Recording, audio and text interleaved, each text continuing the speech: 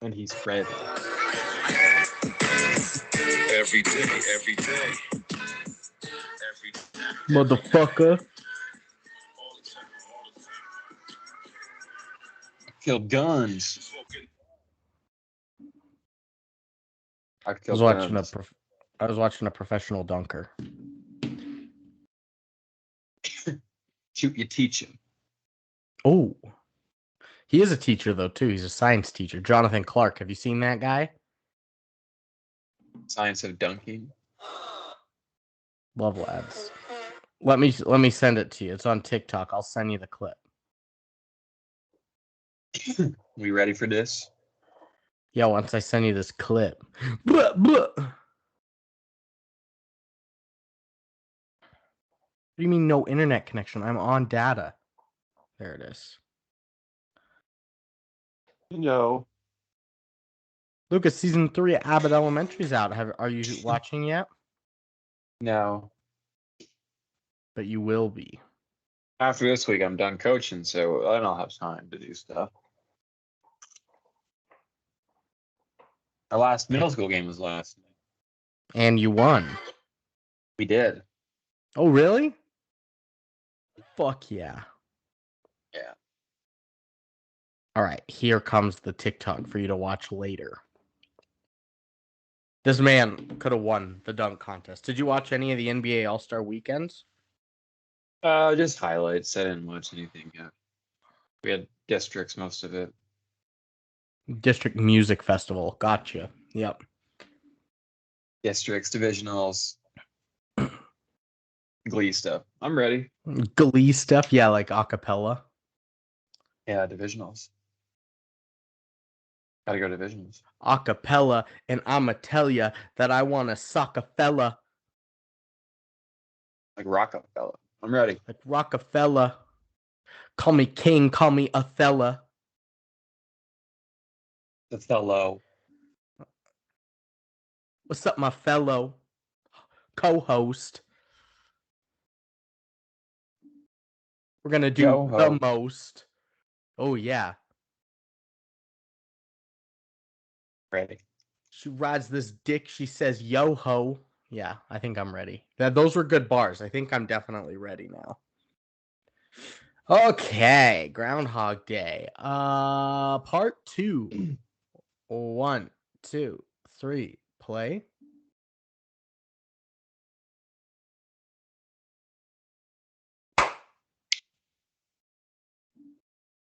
Movie.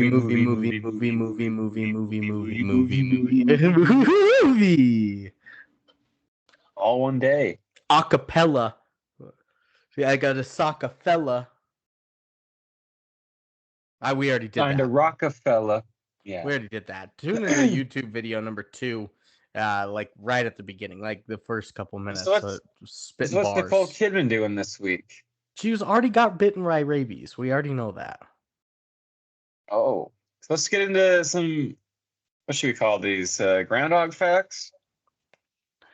No. Let's do the time loop again, facts. You know these things. We just did this.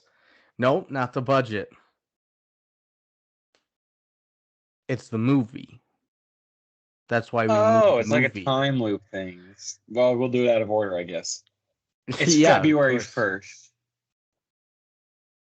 And on February 1st, there's an old ass Columbia's Pictures logo. Old school, Love the baby. old ass. It's like the best one too. The Columbia with the fucking lady. With the lady and the stars and whatnot. That's the best one. Warner Brothers is cool. Fox is really cool. With the da da da da. Da-da-da. What about the planet? What one's that? Ba-ba-ba-ba. Universal Pictures. Ba-ba-ba-ba-ba. What about MGM with the lion? These are all good, actually. What we're deciding is that these production companies put some thought into their. Yeah. What about the one with the horse, the Pegasus? That one's kind of lame. Is that Indian Arrow? The one that's painted or something? No, it's like a Pegasus flying in and. Oh, that might be an older. That might be a Columbia thing too. Maybe. Well, I like the lady more. DreamWorks rocks with the Fisherman, and then the Disney's Pixar, is good. Of course. Pixar's great. They put some thought into this. Yeah, apparently they know. Columbia. Yeah, old ass Columbia Pictures logo, dorky ass music, like a carnival music as the intro credits. So it was like bam bam bam bam bam bam bam bam, and clouds are just rolling in. Oh, maybe a storm? A rupee? Ooh, foreboding things to come. Maybe. And Phil, our main man, Bill Murray, he's doing the weather. He's a weatherman on Channel 9 Action News in front of a blue screen, not a green screen. Yeah, I guess that's just a technological shift. No clue. I have no clue how a green screen works. That's crazy. But he's in front of a blue screen. He's cracking jokes left, right, doing the weather, and he's charismatic. He has to go. He tells him, you know what, I'm not going to be here for the 10 o'clock news tonight, as I'm heading to Punxsutawney to report the Groundhogs weather predictions. And let me tell you, trying to figure out how to spell Punxsutawney in my notes. Punks. Yeah. Punks with an S at the end, too. With an X. Yeah. Punxs. In excess. The writer inside. The writer inside. The writer inside. Punxs. UT. If you're used, N-E-Y. I mean, if you're a fan of the rodent, this is easy work, Brandon. And Phil's even harder to spell. Yeah, is it with an F? Is it with an P-H? Yeah, I-L.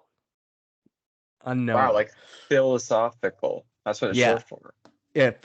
Yeah, philosophical man. And he's got to go report this. Phil and Larry, his cameraman, and Rita, one of the producers of the show, are all headed to an annual festival for the report. Yeah. I did like the moment when they were like, when he was talking about something about Rita, and he's like, I think you and Rita can get along. She was one of the producers. She was wearing like a blue blazer, and she's standing in front of the blue screen. She's like, oh, I'm floating. And I was like, she's funny. I like her. Yeah, she's kind of dumb. No, Rita's the best. Yeah, and they're all that carries the movie. This whole Andy McDowell, this trio. And they're heading to the annual festival for the report for Groundhog's Day. And Phil is very reluctant to be doing these small pieces. He says that he's being scouted by major news networks and is going to be moving up next year. Which, like this is he already looks old in this movie. And I don't know. Is that how weathermen work? It's kind of funny. Basically, like it's the fucking minor leagues here. Headhunted, yeah. Yeah. But he seemed like a fine weatherman. I mean, you're going to be called up when you're batting 800 like he is in this weather channel. Yeah, you're right. He's got the hot fucking touch. Yeah. And Phil wakes up to his alarm radio in Punxsutawney. He's staying in a nice B&B. Everybody else is staying in this shitty motel. To I Got You, Babe. Bum, ba, bum, ba, bum, ba. I got he died in a ski accident. We already talked about Sonny and Cher. Did she? She might have not ever like got remarried or something. I don't think Cher did. I'll look it up. Keep going. Okay. He wakes up to I Got You, Babe in Punxsutawney. Two reporters talking about an imminent blizzard and the Groundhog's predictions. The whole time he's like, you low league guys, you don't even know. There's no weather. There's no blizzard coming. Fucking rats can't predict the weather. Exactly. Yeah. Oh no, she did. She did. Immediately. Wait. Immediately? I mean, she divorced Sonny Bono too at some point. So. Oh. He died way after they got divorced. I thought he died in 98. I thought he died in like the fucking 60s. When did they get divorced? 75. They were together for shit. 10 years. 23 years later. He had two more wives, and then she married Greg Allman for 4 years of the Allman Brothers ring. Do they own almonds? All man. Ooh, a man's man. I like it.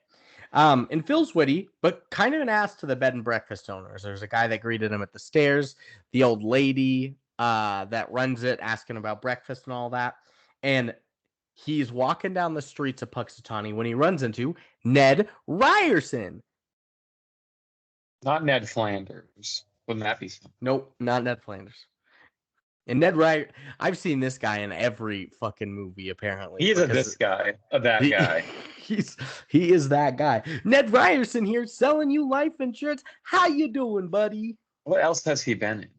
No fucking clue. He was some guy from high school with Phil. Sees Phil on the street and is blabbering about life insurance and all the ways he remembers him from high school. Hey, I'm the one that shit in the bed and all that. I don't remember what he said. Shit the bed. He pooped it. And he gets away from him. During this reluctant report, Phil, the groundhog, sees his shadow, which means 6 more weeks of winter. And Phil... Which everyone's fucking pissed about. Yeah. Of course, obviously. And Phil, the reporter, seems frustrated that another Phil is deemed a better weatherman than him, and that he is stuck doing these small pieces such as this. Yeah. Not only is he not a good weatherman, he's not even the best Phil weatherman. Yeah, shit. That's rough. That's a dig. It's a dig. And Rita and Phil, they're there, they're going back and forth about what's going on and maybe his sarcasm and how he doesn't want to be here, but they have a kind of flirtatious banter to them. Yeah, it's in like a mean-spirited sort of way from him a little tiny bit. Yeah. And as they're driving back to Pittsburgh, they did their show. They're not staying the night. They're going right back. The giant blizzard rolled in. Phil was wrong, and Phil the groundhog was right. And accidents happen on the highway, and they've got to close down the roads, meaning Phil, Rita, and Larry are stuck in Puxatawny for another night. Yeah, a hellscape for Phil almost. But he'll get out in the morning. I'm sure he'll be fine. Yeah, what's one extra day in Puxatawny? Let's go to the hotel.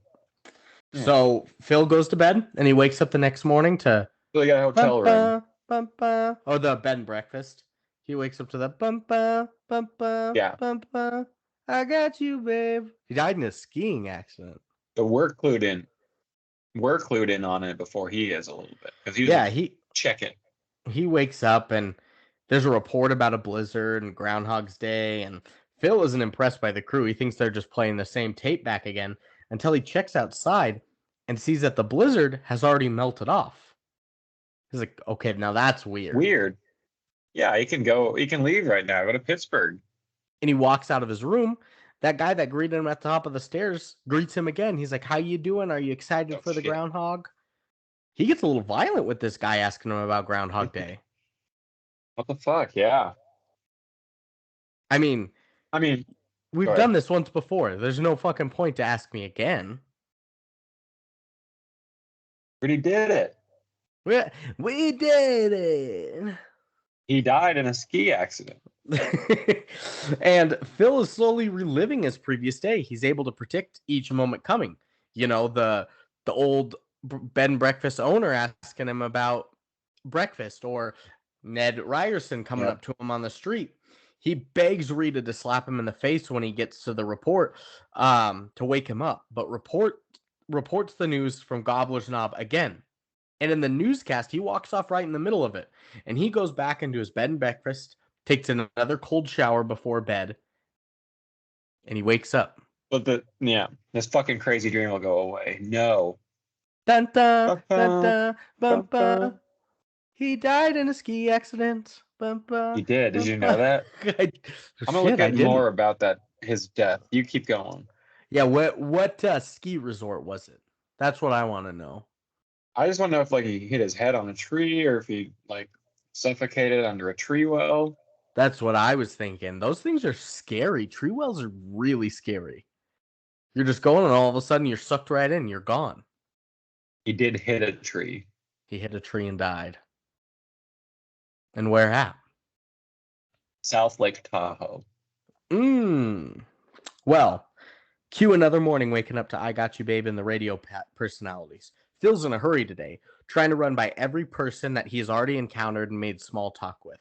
The one thing he avoids all of them. The one thing he can't avoid, that damn puddle. Every day he walks and steps in that big old puddle. One thing he can't shake. Is a puddle. And he goes right to the newscast site. He pulls Rita aside to tell her he needs to talk to her about non-work related matters and that he's not doing the report. But when she is done, she needs to meet him at the diner. So apparently she did the report that day. What? Soloed it. So, yeah, job. Han style. He Han soloed it, styled it. She fucked him. She shot him first. On this sunny. All of the above are true. No. On the sunny and Cher day at the diner. Yeah. And Ooh, that's good. He tells Rita that he's stuck in the same day over and over. This is his third time living this same day. She thinks this is the stupidest story he's ever come up with just to get out of doing the newscast. So she suggests he gets examined back in Pittsburgh. And he's like, well, I can't go back. There's going to be a Pittsburgh. You don't get it. There's a blizzard. We can't get back. Tries to tell him and how he can't go back because he's stuck.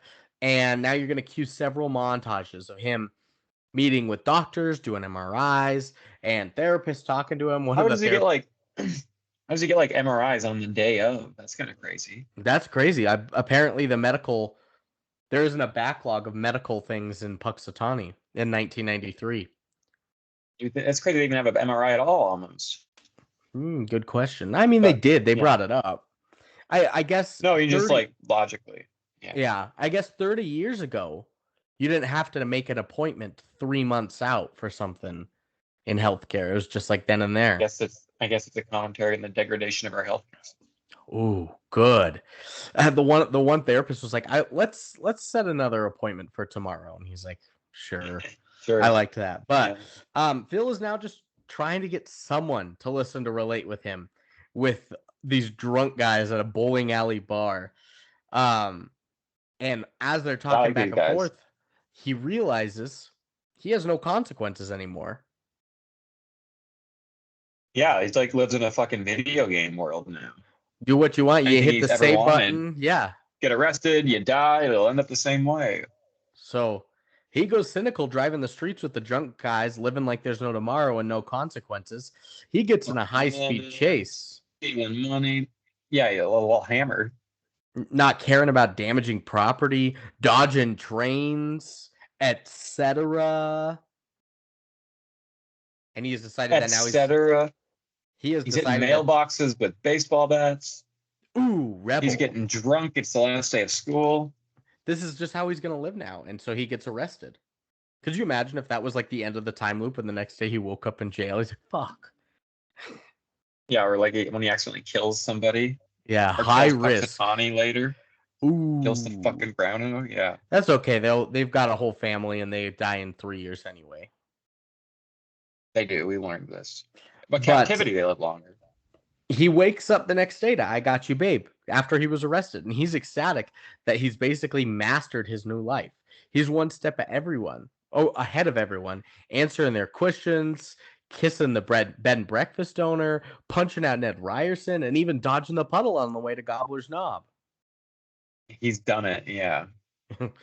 This is everything this has been you'd want. Couple months, couple years in this at this point. About a couple months of him fucking around. Yeah. Just fucking around mostly. Phil's in the diner with Rita, ordering every item on the menu, absolutely picking out, smoking in the restaurant, drinking from the coffee pitcher. I guess smoking in the restaurant in 93 wasn't a weird That's not weird. But he just shows his excess, yeah. I was actually brought this up today about when I would go to restaurants here in Billings, like a Guadalajara Mexican restaurant in the Heights, and it'd be like, they'd ask, do you want to sit in the smoker section or the non-smoker? And I'm like thinking about it, it's like, that's fucking crazy. Like, they just sit there and smoke while they eat. Yeah. That is fucked up. I'm glad that did change pretty quickly. Like, good on us as a country, I guess, because we didn't. I'm glad they rolled that out. If that happened today, that would absolutely not. People would fight back so hard against that. Yeah, try and tell a 15-year-old not to smoke their vape in the bathroom, and they'll go on a rampage. They'll kill you. Literally, they will kill you. Like I need a drink of water. When I was working, when I was working at Cold Stone, I remember like it was mostly high schoolers, and I would hire some of them, and they would talk about like all the kids in high school and whatnot, and I was like, all right, truly, like how many kids vape? And they would be like, like, I don't know, maybe 2/3. And I was like, 2/3 of all kids vape now? That is an insane number. an absolutely insane number. And they're like, yeah, they'll hide it yeah, I'd say that's pretty accurate. They'll hide it in their sleeves so they can do it in class and like fully inhale the fumes so they don't come out. They'll do it in the bathrooms. The bathroom's just like a cesspool of smoking now. Like, that's wild. Yeah, now we have like detectors in there that sense, and if you senses the smoke, it beeps and the principal goes running in there. Nice. Mm-hmm. That's good. Did I ever tell you about in high school my bathroom experience in senior year when we did bathroom club? No, that sounds gross. It was just a bunch of us that would go to the bathroom before government class in this one hallway bathroom. But anytime one of the fellow members walked in, we would just go, hey, and then we would just pee and leave. But one of like the home ec teachers in that hallway was was trying to report us. She's like, they're smoking pot and throwing confetti, and they were like, what the hell? We're using the bathroom and yell at each other. Was confetti involved? No confetti was involved. No confetti was harmed in the making of bathroom club. But then one day she walked into the bathroom, into the boys' bathroom. We're like, you shouldn't be in here. And one of my friends, Kevin, and he was actually our student body vice president. She was trying to keep him from going to the bathroom. He's like, I can use this bathroom. It doesn't matter what you say. So he like pushed her out of the way and went in the bathroom. He got in detention and stuff and for all this. And then there was like a big like harassment charge against the teacher. And then all this shit started happening for bathroom club just because we were going to the bathroom and going, hey, it became a big thing. Yeah, you guys. Yeah, that's insane. That's pretty power trippy from her. Seth was part of it, I think. He dabbled in bathroom during it. Yeah, he was always taking his shit. Well, Phil decides not to drive back with Rita and Larry because it doesn't matter and live his life however he wants each day. He's talking to this hottie Nancy at the bar or at the diner. Nancy's fucking hot. Just getting some basic info from her to impress her on a later day. And yeah. And then there was a great shot because for a second after he does all this, you believe he's not stuck in the same day anymore. You see the clock change to 6 o'clock in the morning, but instead of "I Got You, Babe," it was polka music, and it was oh no! But no, it was just cueing the montage that's coming up of him stuck in the day. That was a great little audio twist. That's kind of cool. The way that the story is layered like that, yeah. Yeah, and so he used this as knowledge to land a date with Nancy from the diner. They're making out. And he keeps moaning Rita's name. That's what little Freudian slip there, boy. It's a classic sex scene trope in a comedy film. Of course, yeah. But his nonchalant attitude about all of it has Nancy still enticed, and they have sex as he moans Rita's name away. Yeah, I do like. I mean, this is kind of like the first instance where there's some more of the romance involved in the movie. I do like the philosophical angle of it also as well too. I love it. It could have been a lot more comedic and a lot schlockier, I think. Oh, like they talked about earlier, you know what I mean? It could have been so slapstick and every day was just him making fun of people or besting people. They could have been a lot more like Rita stuff so early too. Yeah. But they looked at the other side of this. Mm-hmm. And another day, Phil's mastered the timing of one scenario as like an armored truck is picking up money from the bank, and he notices a girl comes and she drops things. He's able, oh shit, down goes the mic. He's able to fucking rob this truck. Yeah, fucking heist movie now. Yeah, robs the truck without anyone noticing. Now he's on a movie date with another hottie, like all dressed up, and he's still doing his newscast. And today he asked Rita what she would do if she only had one day left to live. Yeah, she gives a pretty philosophical answer, right? Yeah, I mean, she talks about all what she wants in life, her goals, her dream man, etc. What she wants in a man, etc. But all this is just a day for him to learn as much as he can about her. It's like a new challenge for Rita. Exactly. I'm going to apply all my knowledge, the same tricks with Nancy. I'm going to pull on Rita. And now a montage of him ripping out a piece of the van every day so that they have to stay. in Punxsutawney. They don't even try to drive back to Pittsburgh. Giving them more time. He's learning her drinks. He's buying her drinks. They're connecting. And this montage, it isn't like a bunch of separate installments. It's him learning the drink. Then the next one's him learning and buying the drink. Then the next one's him learning and buying the drink. Step by step, yes. Logical sequence. It's so good. It's a great montage. The music's great too. You have no idea how long he's been doing this day after day, but he's mastering the craft of getting to Rita to fall in love with him in one short day. It's like, it's insinuating that like these relationships are merely, you can manipulate them almost like a Hitchian fashion. Ooh, nice. Hitch. Yeah, Hitch. Good movie. Bad movie, but Hitch. Decent movie, but Hitch. Pretty bad movie, Hitch. Pretty bad, pretty poorly made. I mean, not poorly made, just a bad movie. Misogynistic. Decent movie, yeah. I'm definitely misogynistic, but decent. Rom-coms are littered with misogyny. You wouldn't think, because it's such like a female-driven or like targeted towards female. Yeah. You really take some smart ones to not be sexist. He even learned French to impress her, so like him trying to. That's months there. Him trying to get her to fall in love with him for one day and master this is an extremely long time. But they end up in his room and are making out. But he tries to push it too far. She wants to wait until tomorrow before more, but obviously he can't wait. He tries every little trick. Pulled all the stops. Even says he loves her because he has grown to know her so well. Like he might love her actually, but that's weird for her at this point. It is odd. He's more devoted of infatuation almost. So much time to her. Was that your mic again? No, that was me slapping. I'm making a slapping sound. Oh yeah, Rita she slaps him and storms out. And we get to see failed attempt after failed attempt after failed, all ending with a slap to the face. You can't get over that hump. Because no matter what he can do, Rita's not the type of girl you can win over in one day. All he wants to do is hump, but he can't get over the hump. Ooh, good movie title, good tagline. Like it's a camel. Ooh, call it The Hump. And have like a couple on the camel, and they're going like that.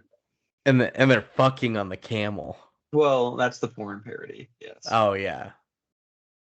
Of The Hump. And them fucking is what's in the logo of the Factor Boys. Yeah, Factor Boys. The Factor Boys back at it again. They're fucking. Kelly actually texted me and she's like, "Oh my god, I can't wait for Bilson to make this logo for you guys." And I was like, I hope he's good at graphic design because it was incredibly ambitious. He does have a lot of talents. Police work, acting, graphic design, being good Kelly's human dad. Being. Yeah, good human guy. Avid podcast listener. Yeah. He can do it for sure. So after all these failed attempts, there was one. It came kind of out of nowhere, but it was a shot like extremely close up of his alarm clock, and it was the cards of the alarm clock like falling, flipping. Yeah, I thought it was really good. I just saw that. I was like, ooh. I mean, talented filmmakers pay attention to that sort of stuff. Yeah. Makes a difference from your average rom. And I think that was a visual cue of him flipping his attitude in life, because now every day he's overly pessimistic with his life. He's given up. He can't get over the Rita hump. Plus, also, he's fucking stuck here in this hellscape for life. Yeah. He does cynical newscasts. He impresses old folks with Jeopardy. Wakes up every morning tired and angry, smashing the alarm clock. And this is the time period where it's like this has taken 2 years or 10 years, excuse me, to pass through. Is this his like depressive period? Yeah. Who knows how long? Again, I think he said, yeah.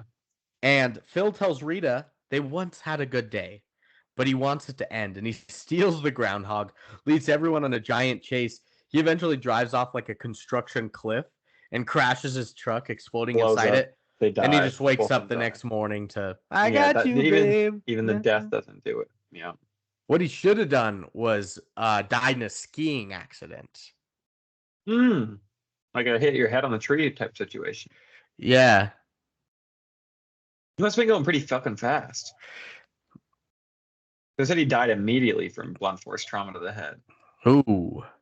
They didn't even like walk around all dizzy. With little rubber ducks floating around above his head. Yeah. Yeah. Little stars. And have a big old ouchie. Giant bump. Maybe he wasn't wearing a helmet though. I'm sure he wasn't. He was too cool for that. But just going like 90 miles an hour down a cliff and then hitting a jump and going sideways and getting obliterated by a tree in the head. Absolutely destroyed. Yes, poor Sonny.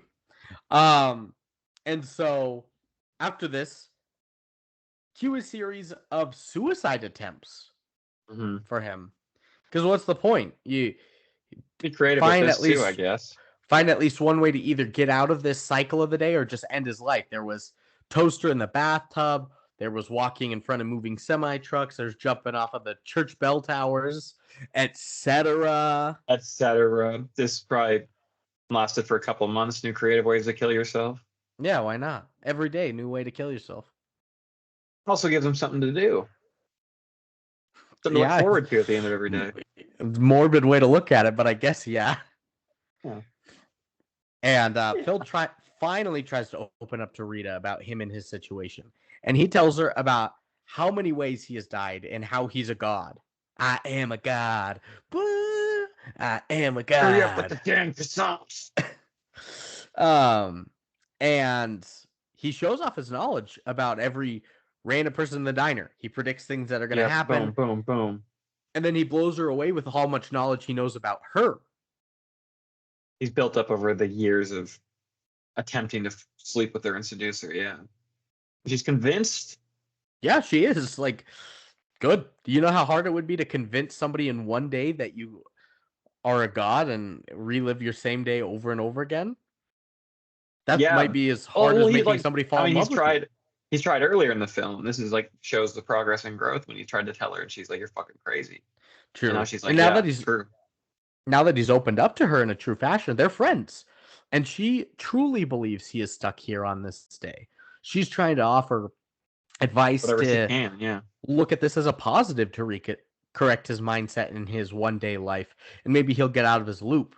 And Bill Murray just gives like, they're like sleeping in a bed together. But they didn't have sex or anything or a kiss. They just had a great day as friends.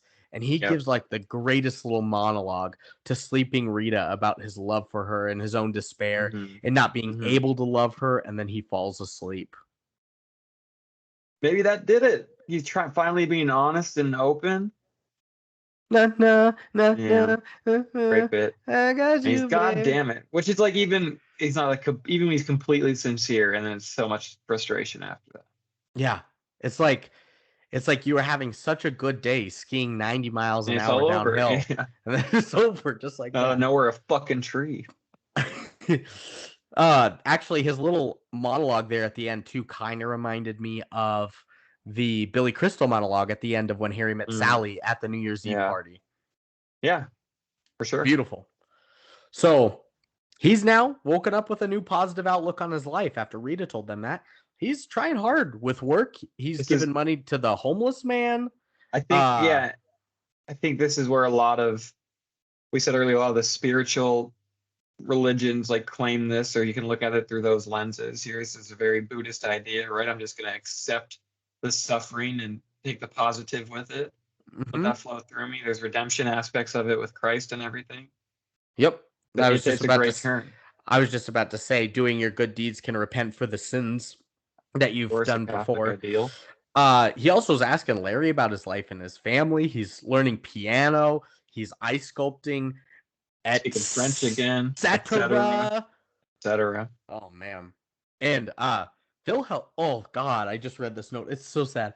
Phil helps out that homeless guy by getting him a place to stay. And taking him to the hospital, but then he dies that night. Oh, Jesus, yeah. Phil wants to see if he actually died and will come back to life. So cue a series of him spending the last days with that old man over and over and over, making sure his last moments are lived to the fullest each day. Oh my god. That's fucking intense. That's like what I mean. Like at this point in the movie, it's a normal rom-com is all him and fucking Andy McDowell. And not exploring these other like pretty meaningful, like better movie, I think, but but it reminds me of like the fucking dementia stuff of the Justin Timberlake movie. Oh yeah, Friends with Benefits, yeah, for sure. Mm-hmm. Just these little subtleties that they added in there, like that one scene where the guy, the homeless guy, died in the street, and he's trying to give him CPR to bring him back to life. Yeah, that's not normal rom-com shit. That hurts, and it was so beautiful. But Phil has now enamored the hearts of all of the residents, that everyone in town tunes into him during the report on Groundhog Day now. But he's just gonna mail it in like he always does. Well, he gets to even hold the groundhog. But yeah, he's won over everybody. He's the king of the town. He gets a big, impassioned, real fucking weather report this time. He's a real Puxatanian, basically. He's learning about every in and out of the town and being there for people who need him every day. There was like a kid that fell from a tree. There were old ladies with a flat tire. There was a man choking on a steak, etc. Yeah, he's more of a god in the ubiquitous sense here. Yeah, he's magnanimous. And there's good word.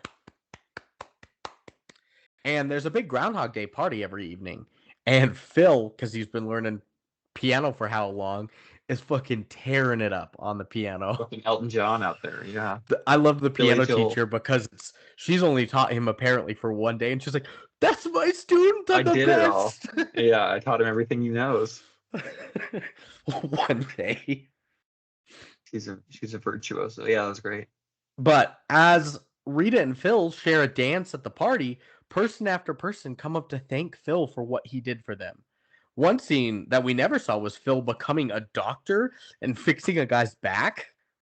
Yeah, he's a chiropractor now. I mean, that's like a 2 years study right there. Yeah, probably 4.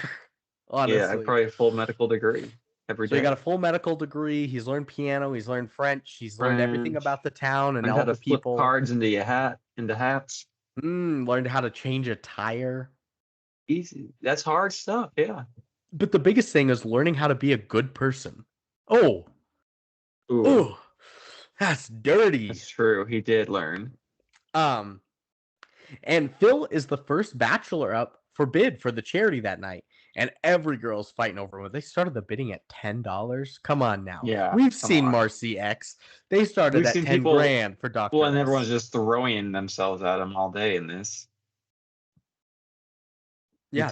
You would gauge the room. Yeah. They all are fighting over him, but Rita spends all her money to be with him. $340. Yeah. Which is like $4 million in today's money. Yeah, exactly. Yeah, 30 years later, it's $4 million. And he spends a night with her, romancing her and confessing his true love for her. You know, she's privy to him being stuck in the same day every time, and he confesses his love. And they spend a night together. They have sex. They do. That's the key. And then the birds show up. The birdemic birds. Oh, nice. Because her feet were so dirty. Yeah, every time they have sex, then the birds show up, Brandon. Lest you forget. You've done this 3 times. Because this is only the halfway point of the film. Yes, you're right. No, they have sex. Yeah. And 6 a.m. rolls around. Dun, dun, dun, dun, dun, dun, I got you, babe. But then the radio DJs are like, oh my God, not that song again. Oh, I fucked up. And the woman's arm reaches over to turn off the alarm. It's Rita. It's not the same anymore. It's February 3rd. If he fucked her, that was the key all along. That's how you get out of the time loop. You fuck the girl. Yeah, he could have done. I'm off. You think he? You don't think ever, did he? You don't. I don't think so. He wouldn't. I mean, he kills people. He kills himself. He kills himself a lot. I don't think he would do what I'm thinking. So I think he just, he sleeps with her. They're in love. It's February 3rd. I don't know what you're thinking right now. He didn't force himself on her, did he? No. At any point in those 10 years? I hope not. No. He's a pretty bad guy. I mean, that's true. And I don't think so. That would be pretty irredeemable. I said in my history and my facts that they tried to avoid the darker stuff about the murder and the rape and all that. But the mind wanders. It's February 3rd. He's in bed with Rita, no longer stuck in the time loop. And with a newfound appreciation of life, he realizes the beauty of her, the beauty of the world, the town, and he wants to move to Puxatawny with her as they run off into the road. And that is the end of Groundhog Day. And shout out, great weather report too. That reminded me a little bit of when the New Year's Eve speech when she gave the great speech to New York. The whole city. Yeah, about hey, our fucking balls down, but you all need to love each other and shit. Have a little faith in me. Have a little faith in me. Have a little faith in this movie. Shout out to Alex for watching this movie an ungodly amount of times. New Year's Eve? No, Groundhog Day. Groundhog Day. Oh, at the Roxy's thing? Yeah, there's a theater in Missoula that gives you, is it free movies for a year? Like a free movie pass? So if you go on Groundhog Day, you sit in that theater and you watch the movie, I think it's 8 times in a row. Well, it's a 24-hour basis, yeah. And you only get like a 15-minute break in between each one. You can't sleep, can't be on your phone, all shit like that. Yep. You have to sit and you watch it, but if you do, you get free movies for a year. So shout out to Roxy in Missoula. I don't think they're doing that Alex. anymore. That's a shame. That's the movie. That's the movie. Movie Bears. What? That's us. Movie Bears? We're the Movie Bears. We're the Factor Boys. No, we're the Movie Bears. We're also the Movie Bears. Yeah, this week. And I think it's time that we get into our grizzlies, pandas, and polars. And polars.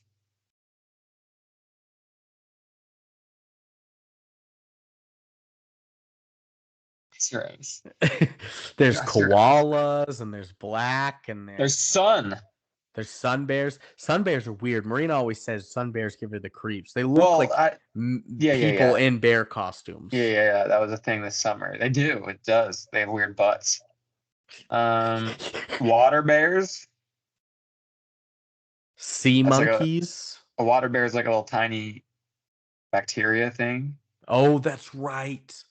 Yeah, those things fuck you up. Did you ever have sea monkeys? You remember those super little things? Yeah, like you could keep them as pets. One. I think I swallowed one once and was like pretty scared I was gonna. What is a sea monkey? I'm gonna look that up.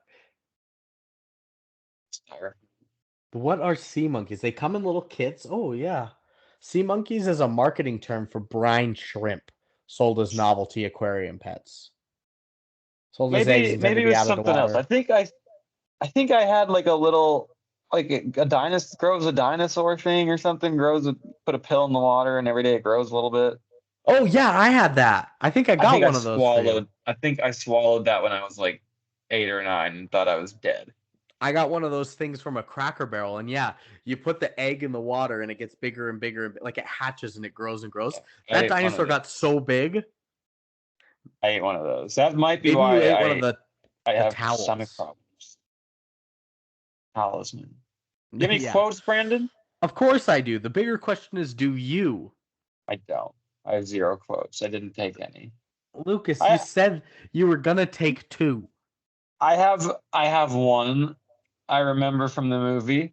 Say it. I guess I'll do 2 quotes. The first quote is, "I got you, babe." I'll steal that one. Yeah, that's a quote from Sonny and Cher because I said it a lot in the movie. And then the last quote is, oh fuck, I fucked it up. It's the last line of the movie. It's let's rent. No. Let's own, not rent. Whatever the fuck it is. Yeah. Let's lasso the moon. Lasso the moon, Ted. George Bailey lassos moon. Great quote. Yeah, there we go. 2 quotes successfully done. I did them perfect, and now I don't have to do quotes for the rest of the calendar year. What? The season. You need to take some quotes from The Tempest. All right, I promise I'll take some quotes next week. You don't. That's not next week. 2 weeks from now is The Tempest. And the next week. I double dip it. I got you guys. I'll do. So you're gonna take quotes each. You're gonna take 12 quotes in Ginger Dead Man versus Evil Bong? I sure am. I bet I could get 12. Hold me to it. Well, I've got 10 for you here. Let's see the first one. This is when he's in the bed and breakfast, and he goes, Phil goes, "Do you ever have deja vu, Mrs. Lancaster?" And she goes, "I don't think so, but I could check with the kitchen." Lancaster. Do you think he ever? You don't think? I don't think so. No. I don't think he forced himself on Mrs. Lancaster.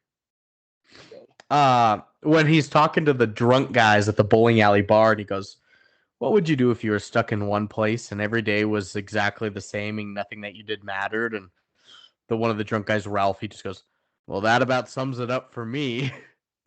I wish those guys came back more. Those guys rocked. Yeah, they just show up at the end when he's fucking giving a speech. Let's see. Ooh, this is a good one. He was talking to, this is the kind of the flirtatious banter between Phil and Rita at the newscast, the first one. And she goes, "That's the perk of having a really good producer. Anything I can do to help?" And he just goes, "Can you help me with my pelvic tilt?" With my dick. Can you hold it? Yeah. Hold it? Yeah. She's talking about her ideal man, Rita. She goes, "I want a man with a good body who doesn't have to look in the mirror every 2 minutes, though." And he goes, "I have a great body, and sometimes I don't look in the mirror for months." Months on end. She doesn't want Patrick Bateman. She does not want Patrick Bateman. Most women do. Another part in the bar with the drunk guys, Phil goes, "I was in the Virgin Islands once. I met a girl. We ate lobster, drank pina coladas at sunset. We made love like sea otters. Now that was a pretty good day. Why couldn't I get that day over and over and sea over?" Otters. Like sea otters, yeah. Sea eagles. I mean, what's stopping him from fucking hijacking a plane and crashing it in the Bahamas and trying that shit and going? Yeah. This is when they had that snowball fight with the kids. "Hey, one of these kids just threw a snowball at me." And "Hey, are any of you kids up for adoption?" I mean, you think he ever killed those kids? Oh, maybe. Maybe killed those kids. He did not force himself on those kids. Well, no, he wouldn't. They would never. Killed them. Two back-to-back ones are kind of the dichotomy of his newscasts, from pessimistic to optimistic, stuck in the time loop.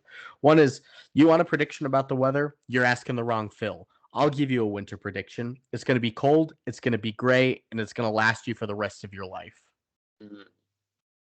Kind of a philosophical out. Versus philosophical versus when Chekhov saw The Long Winter, he saw a winter bleak and dark and bereft of hope. Yet we know that winter is just another step in the cycle of life. But standing here amongst the people of Puxatawny and basking in the warmth of their hearths and hearts, I couldn't imagine a better fate than a long and illustrious winter. From Puxatawny, it's Phil Connors. So long. I knew you had that. I knew it. Yeah, that's the New Year's Eve speech. Hey, the thing is down, but everybody in the city say thank you and love each other. Right as the night before the time loop ends, when they have sex for the first time, or right before it, Phil goes, "No matter what happens tomorrow or what happens for the rest of my life, I'm happy now because I love you." That's also very fucking Buddhist moment, right? That live in the moment. You can't be present or past. Yep. You can't be future or past. Excuse me. You have to be present. And my last one is when he's talking to a sleeping Rita, and he goes very softly, "I think you're the kindest, sweetest, prettiest person I've ever met in my life." I've never seen anyone that's nicer to people than you are. The first time I saw you, something happened to me. I never told you, but I knew that I wanted to hold you as hard as I could. And I don't deserve someone like you, but if I ever could, I swear I would love you for the rest of my life. And she says, did you say something? And he just says, good night. If he squeezed her as hard as he could, he probably hurt her. You don't think he wouldn't squeeze her eyeballs out with his hands? Let love out. Hands around the neck, yeah. But that's love too. Of quotes. Whoa! Some good ones. It's ratings time. Well, because ratings. Okay. This is where I lock in. It's time to rate the bitch. Let's rate the bitch. Fucking rate this bitch like a PIMP. Thermometer. Oh, me. You. 92. Ooh, 94. Ooh, so within close. 2. How about audience? You. Me? You. Yeah, you. 92. Ooh, 88. Oof. Within 5. Still within 5. You, Lucas, IMDb Metascore. 87. 72. What the fuck? Yeah, low. I mean, yeah, it's always hard to gauge and score. All right. You're still 2 or 3. How about audience score out of 10? You, Lucas. Oh, you. You want me to guess? Oh, no. You. Sorry. This time we're doing you first. Audience, 8.1.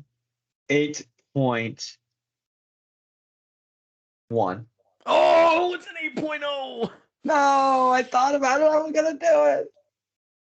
And there we go. I got back on track though. Let's see what this is around on our list. Okay. This is the 9th highest rated film higher one. Yeah, we've ever done. Right above it is, I guess this is the 9th, including future films we're doing that I already have booked. So 8th currently. Right above it is The Exorcist, A Brighter Summer Day, 2001: A Space Odyssey, The Shining, Alien, It's a Wonderful Life, and Spirited Away. Yeah. Yeah. Or birthday choices and stuff like that. Yeah. All masterpieces in one birthday point. And right below it, Annie Hall. Oh. A Christmas Story. Mm-hmm. Willy Wonka and the Chocolate Factory. Okay. When Harry Met Sally. Yeah. The Little Prince, The Fifth Element, The Florida Project, What We Do in the Shadows, and The Outlier. Yeah. Love on a Leash. Love on a Leash. A little more of a mismatch there. I mean, things like A Christmas Story I like but don't love. So interesting to see what I'll give this. Yeah. So what are you going to give this? Is this one that holds up? Me, Lucas. I'm going to give this a 9.3 on the thermometer. 9.3. This is rock solid. Like I said, this does shit that rom-coms doesn't do. That normal rom-coms don't do.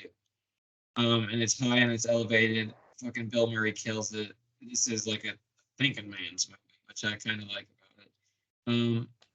But yeah, I got nothing terrible to say. I didn't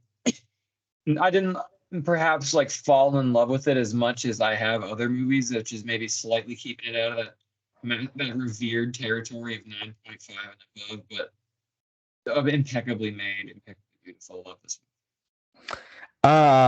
Me.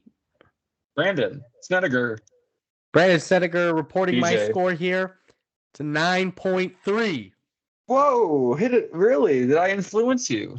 I was really on the border of 9.3 and 4, and that was ended up with 9.3. You kind of nailed it on the head.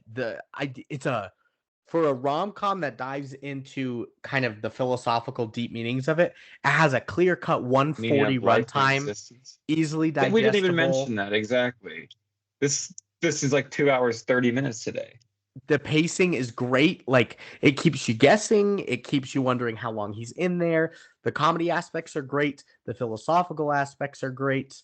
The acting performance by Bill Murray is astounding. The best that I think. Yeah. Oh yeah. Andy McDowell's also great. Little cutie. I do agree it's a touch lower than When Harry Met Sally and Annie Hall, because I think personally the romance didn't hit me quite as hard as those other two did. Yeah. But I think that's it for me too. Yeah, which is like the movie spent a little more time doing some of this stuff, so you got to commend it for that as well. Yeah. So 2 9.3s. That's a calculating a 4.1 average. No, what? That can't be. It's got to be with the inflation, 20 million. Yeah, it might be 800 billion. You might be right. Inflation, it's a 9.3, guys. Yeah. And I love when we do a little matchy. Yeah, it makes the folks at home all bubbly. Reviews. I've got 4 critics, and I think 1, 2, 3, 4, 5, 6 users. Critics. Big Rog amongst them. Big Rog is. Do you want him first? Where do you want him? 1 through 4? No, put him last. I want him to back clean up. Okay. Hal Hinson at the Washington Post said the best American comedy since 1982's Tootsie. Groundhog Day demonstrates Ramis's capable comedic timing and offered a clever plot without pretension. You know who wrote Tootsie? Ghost wrote Tootsie. Elaine May.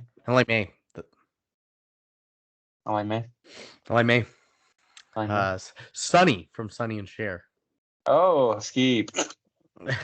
Next up, Jonah Goldberg at the National Review. He says, one of the best films of the previous 40 years, positioning it alongside It's a Wonderful Life as one of America's most uplifting and timeless films.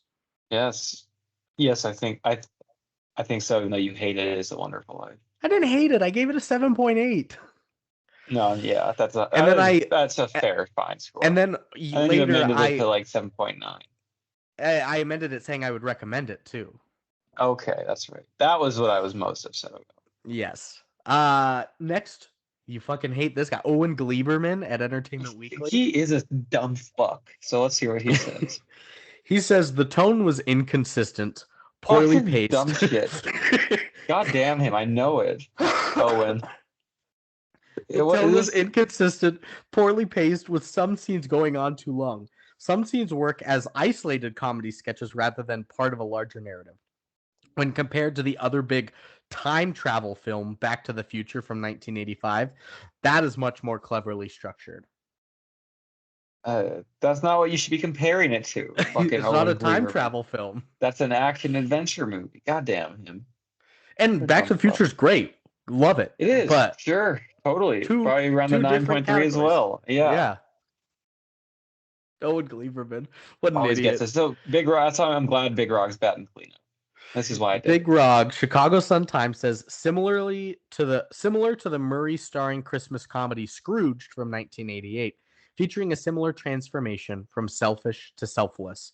But where that film offered a grim discontent, Groundhog Day offered optimism. 4 out of 4 stars. What a king Big Rog is. He gets it. Imagine he rattled off a Gleiberman-esque review there. He is the little songbird, as Gleiberman is the Cosmasp. I would agree with that. Cosmasp. Do you have Cosmasp lined up in our user reviews to speak of? I do not. Good. But I do have 1, 2, 3, 4, 5 of the 6 are returners. That's a 95% return rate. No, it's not. It's really not. It's like 83. But first off, Songbird. February 2nd, 2011. She has autism. She's Asperger's, autism. Yeah. Groundhog Day is a wonderful movie. Essentially, it is a one-joke comedy, but what makes Groundhog Day so delightful is that whereas it could have been derivative and predictable, the film is always full of life and full to the brim with fresh ideas. The script is a delight, always funny, quotable, and witty, while the story has a surprisingly refreshing concept and several great scenes. In conclusion, a delightful film that works on all levels. 10 out of 10. 10 out of 10. Wow. She usually is rare to give those out as well. I think 9 is it. one of her favorite numbers because of the Oscar. I think, yeah. Next up is Snoopy Style, October 27th, He's still 2013. Yeah. He says, Seth says, Harold Ramis has created an iconic comedic premise. It has ingratiated itself into the lexicon of society. Bill Murray is the perfect actor to portray this sarcastic character, and along the way, we have some great laughs and some well-constructed sequences, like Phil trying to sleep with Rita. Andy McDowell is cute with an adorable charm, and in the end, it finds a heart in this wonderfully simple premise. 9 out of 10.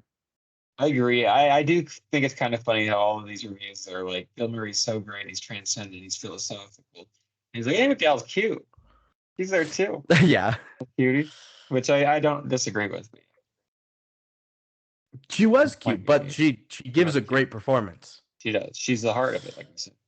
Next is my one newbie, Thomas Drufke, July 14th, 2020. Oh. This person says, perhaps this film gets billed too heavily as one of the greatest comedies and rom-coms ever, because I neither found it to be all that funny nor charming on the romantic level either. It's not a bad film, but it's certainly nowhere near Murray's best. As unfortunate as it may be, the concept of the time loop story has been done so many times now in movies and TV shows, almost all of them better, that this film feels far inferior and dated. Fair or not, that's just the way I saw it, but it deserves credit for being one of, if not the first film to do it. But to me, it didn't hold up. 6 out of 10. What TV shows have better time loop than this? He's claiming. I don't know. Maybe there was a thing of Black Mirror. There has to be an episode of Black Mirror. Glee. Is there a season of Glee that was time loop? Yeah, they go to divisionals once and then they don't the next time loop. I think that's just a different year of school. No, I don't think so. Well, I guess they just say kids graduated, but that was part of the time loop thing. No, I don't think so.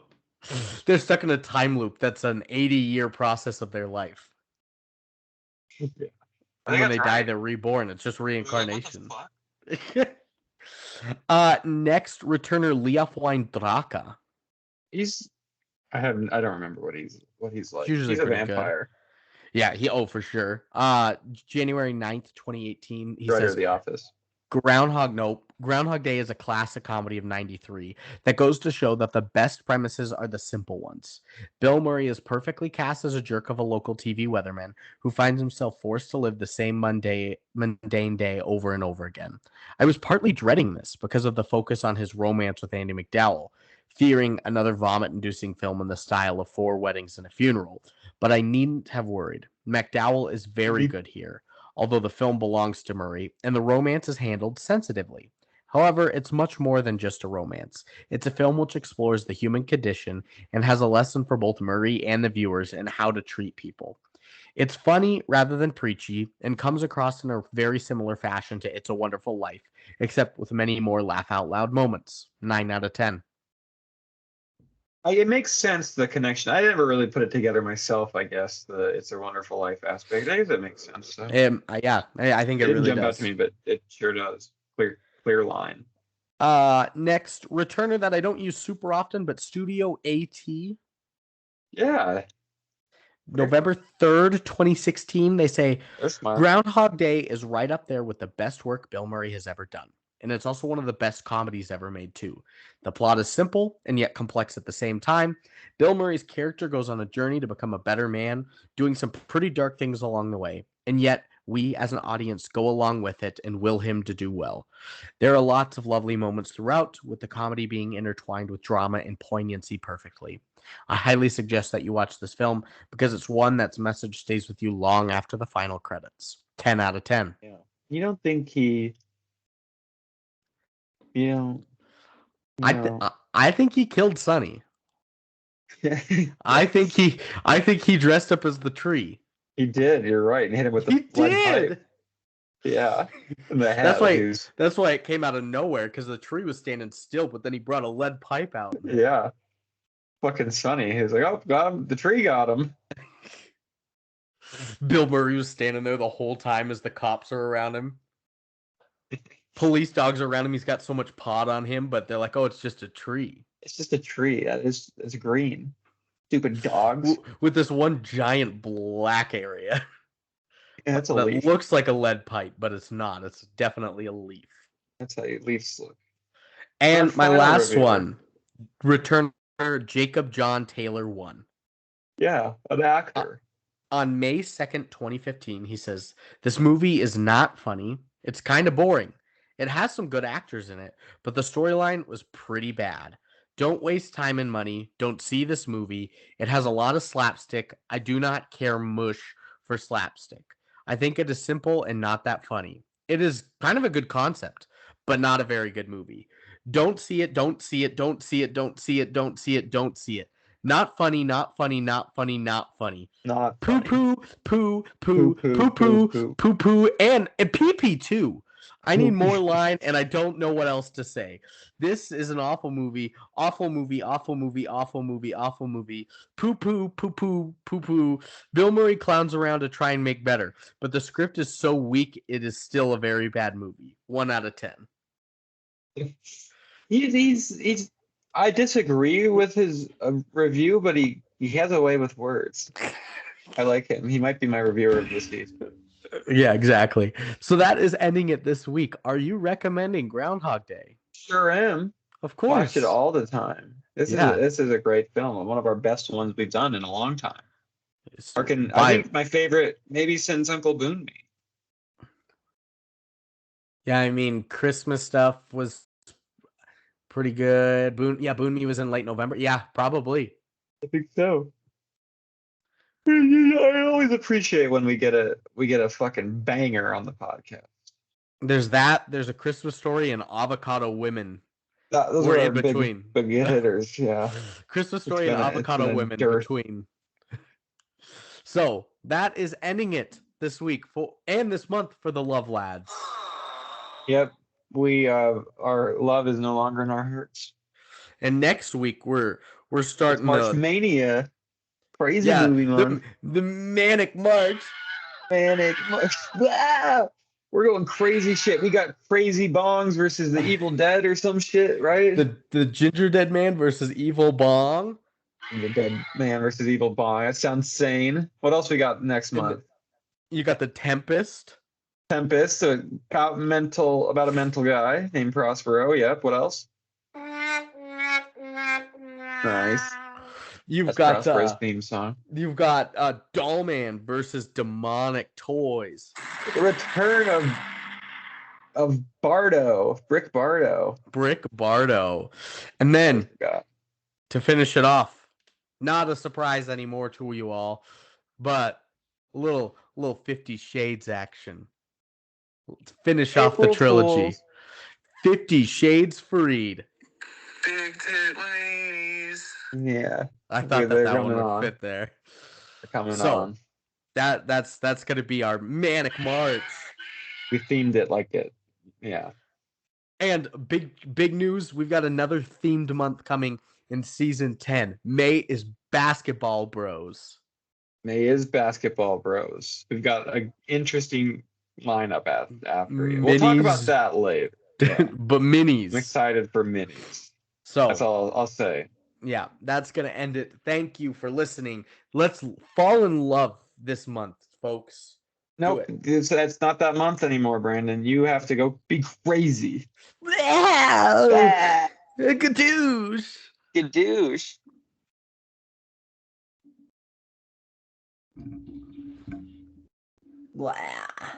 You can't tell them to fall in love.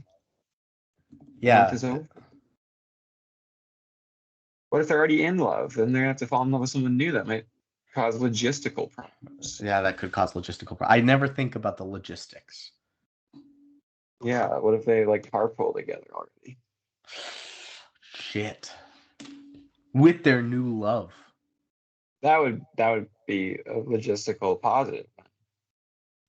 But no, with their old love and their new love. Their current love and their new love. So that's all. They all three carpool together. Uh-huh. I guess logistically that would be fine, but relationship wise that would certainly be awkward. That would hurt. All right, Pimp. Good work. Good work, Pimp. We put it together once again. We do it every time. Maybe Seth will be back next. Yeah, potentially. He might want to join for that one. Or the Tempest. He's like contractually obliged to do Tempest. Yeah. So, yeah. I see, Brandon. All right, later.